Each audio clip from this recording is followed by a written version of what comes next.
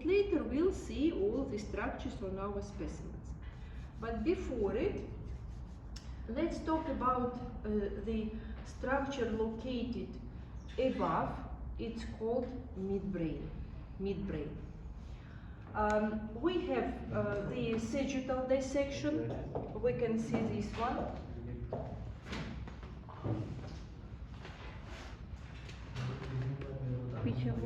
Sagittal dissection, please. And we can see also the transverse section of midbrain.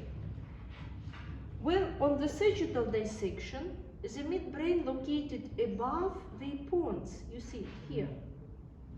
So midbrain consists of three parts.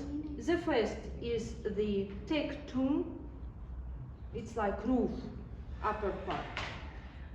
The second is the cerebral peduncles, this one, and between them the cerebral aqueduct, it's cavity. So cerebral aqueduct connected with the cavity of the rhombencephalon that is called fourth ventricle. So what had happened? Cerebrospinal fluid is produced by the ventricles, choroid plexuses. The main of them is the fourth ventricle plexus. From the fourth ventricle, tiny small amount of cerebrospinal fluid will be flowed out towards the central canal a little bit. But the biggest one will drain towards the cerebral aqueduct. Here is it. And it will be connected with the cavity of the diencephalon, set ventricle. So this is cerebral aqueduct. So to sum up, we have three parts of midbrain: tectum, cerebral aqueduct, and cerebral peduncles. When we dissect, we'll get this plan. And please follow the upper located picture here. That is the same transverse or frontal section of midbrain. This one. I will use Blackboard, you will use this plan to explain the internal structure of midbrain.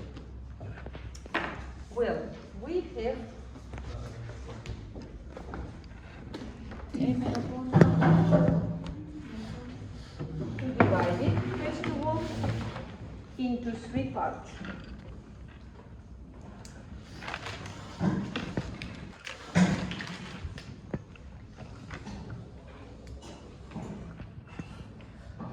The part that is located above the cerebral aqueduct, you have cerebral aqueduct that is surrounded with the gray matter, like this. It's cerebral aqueduct. Above the cerebral aqueduct part, this one, upper part, is called the plate of tectum, lamina tecti. Lamina tecti.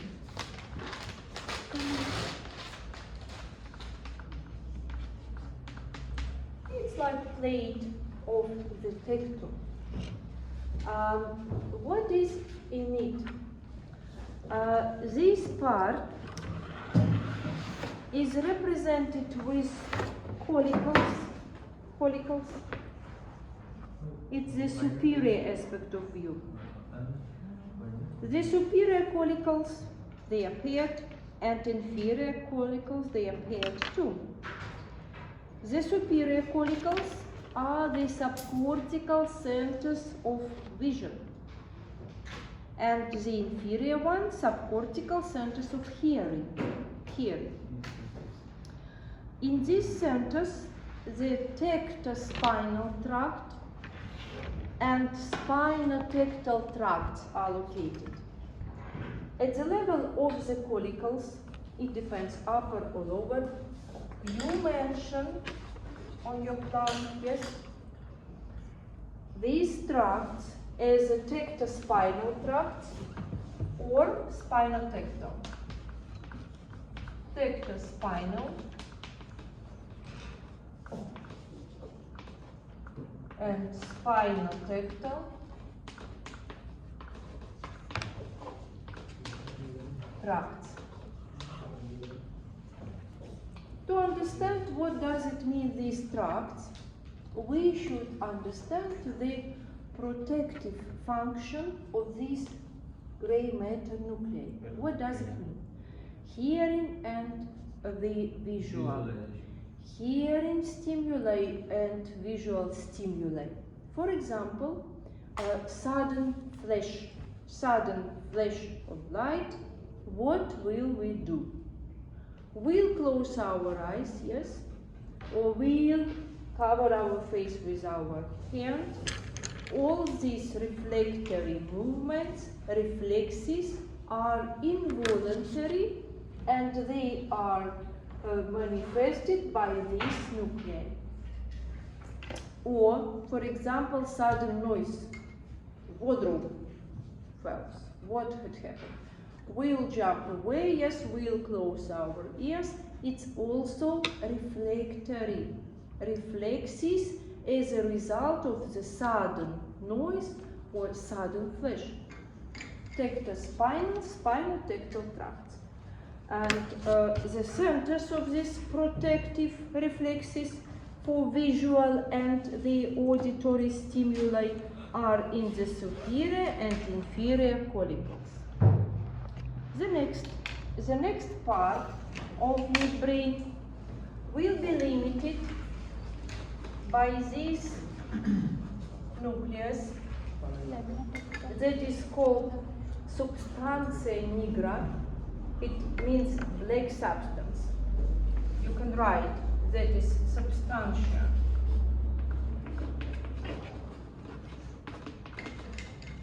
nigra. It's one of the parts of the extrapyramidal nervous system. It's responsible for the motor movements, for the reflexory motor movements, and for the tonus of muscles. The part of brain that is limited by substantia nigra and the cerebral aqueduct, this part,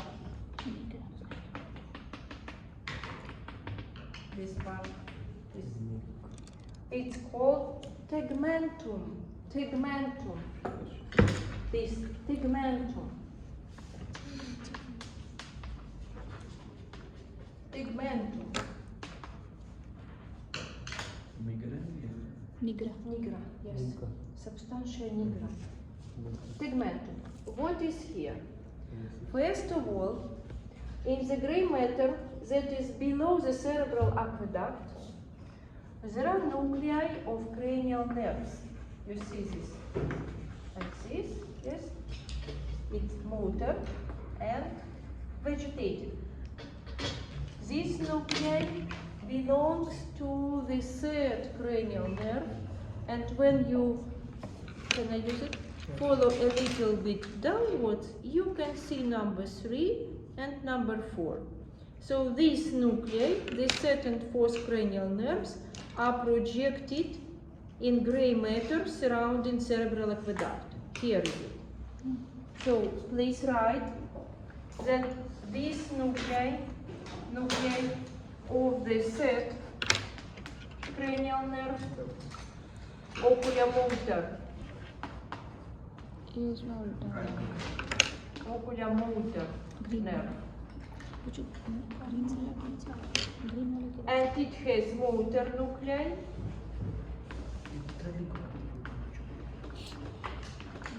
and accessory or vegetative.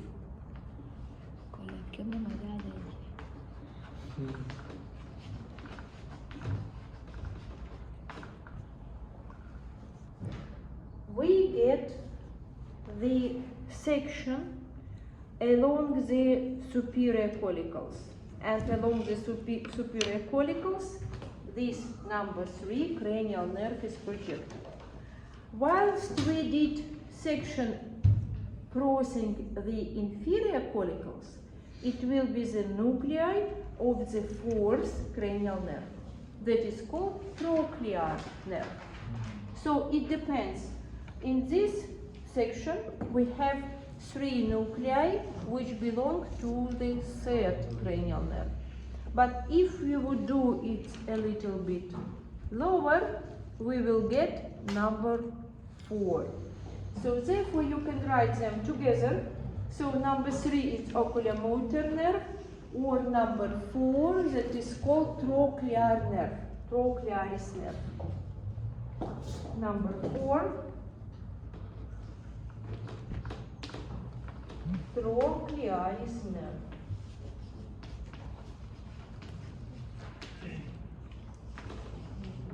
Trochlearis nerve, and it has only one motor nucleus.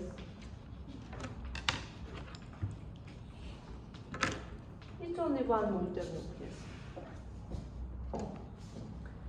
And our plants, yes, demonstrates the level of the upper collicles, superior collicles, with the oculomotor nerve nuclei, 2 types, motor and accessory, vegetative. The level of the inferior collicles is only motor, this one. What is more, in this part, in tegmentum, there is red nucleus, and it's demonstrated like this on your plants. It's called, yes, red nucleus. Fourth, trochlearis nerve. In picture? In picture is here, this one. And third one is? It depends when we Third did is section, oculo- here or here. oculo- If we did here, trochlearis, here, oculomotor.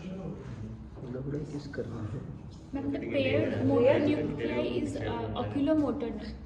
Yes, And the oculomotor. green one is accessory. Accessory, they both are to oculomotor. Oculomotor is mixed nerve, it has motor and vegetative. Yes, vegetative. Vegetative is green, motor is red. Red nucleus, this one, it's called red nucleus.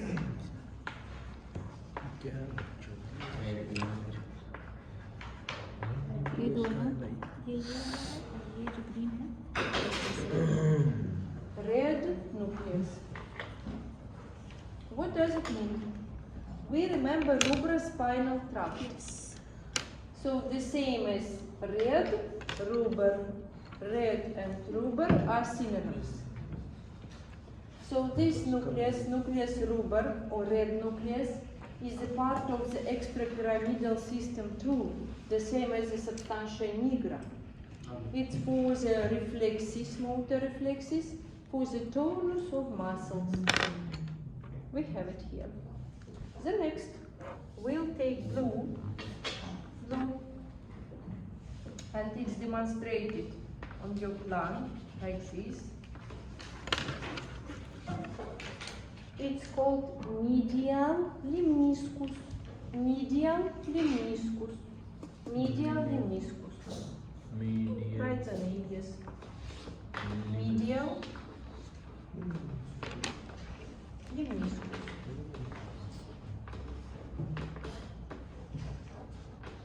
What does it mean? All sensory tracts, including pain, temperature, touch, pressure, vibration, all sensory tracts, exception visual, no, hearing, no, and olfactory, no. But others, yes. All these tracts has the medial lemniscus. So medial lemniscus, it's the types of axons which deliver sensations, pain, temperature, touch, vibration, all these senses. This one, it also passes midbrain. So when the midbrain is damaged, yes, all these types of sensitivity will be damaged too. It's important for survival. The next, we don't have on your plan, but we'll add the structure reticular formation. Reticular formation. Reticular formation. Right somewhere. Then this one is reticular This is segmentation.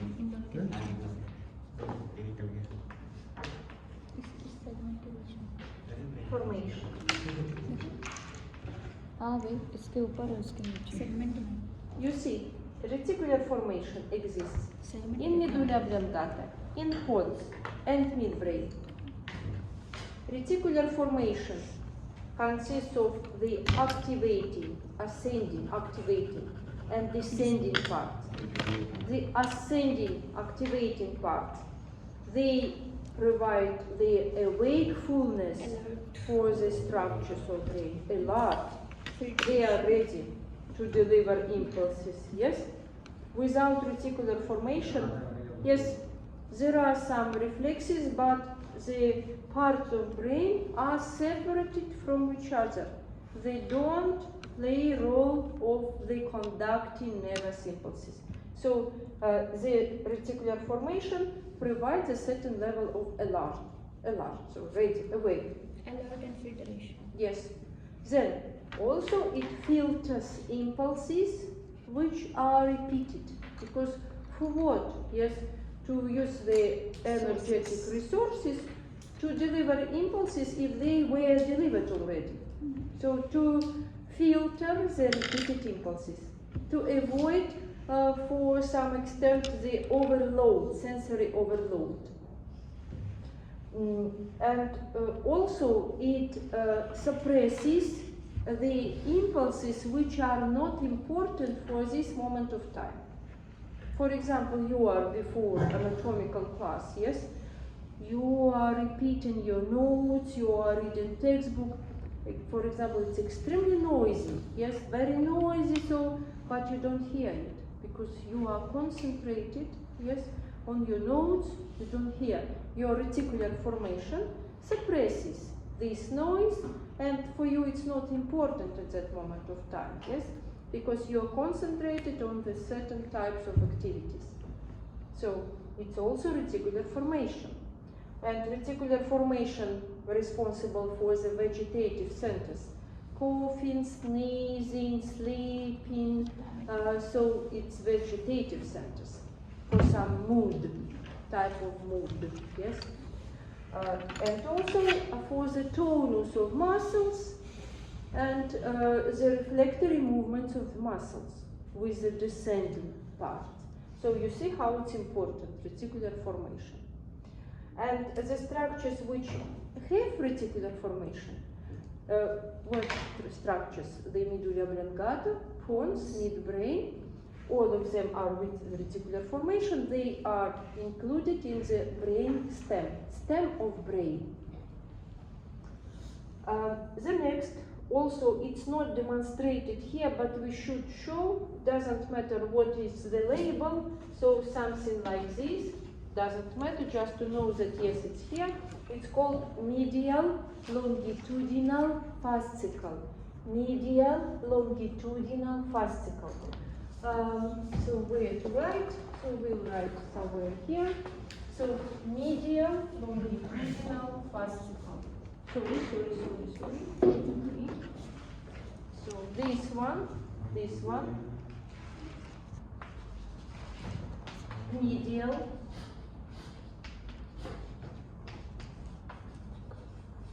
longitudinal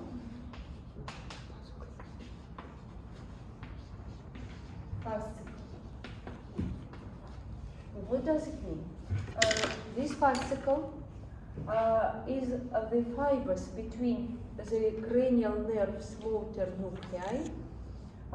Not all of them, but only those what is responsible for the movements of head, neck, and eyeballs. And from the second point of this connection, they are the nuclei of spinal nerves. Spinal cord nuclei located in spinal cord, responsible for the innervation of the muscles. So what does it do, this fascicle? It's responsible for the coordination of the movements of eyeballs and head into the same direction. If somebody asks you, please look with your eyes to the left side and simultaneously rotate your head to the right side. You can't do it simultaneously. It's impossible. Only together. Understand? You can't look to the left but move your head to the right simultaneously. You can do it step by step, yes, to the left and then you rotate, but not together. Together only in one side. If you are able to do it, it means that this medial longitudinal fascicle is damaged. Understand? This. Not possible, not possible. Only separately, yes. The next part. The next part of our midbrain. This number 3. This part that is below the substantia nigra. This part is called the base of the cerebral peduncles. Base of the cerebral peduncles. Base Below the substance nigra. below substantia nigra, yes. Base of cerebral peduncle. Two small peduncles. Base of cerebral peduncles. Base of cerebral peduncles. What is in this part? In this part there are descending tracts, motor descending tracts. We can get some examples. They are located here. So what are the tracts? Corticospinal tract. We'll go to this side. Corticospinal tract.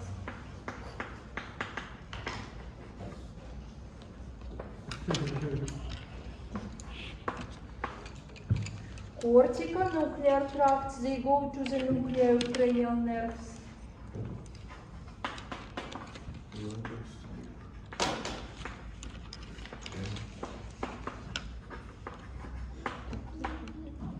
Corticopontine tracts.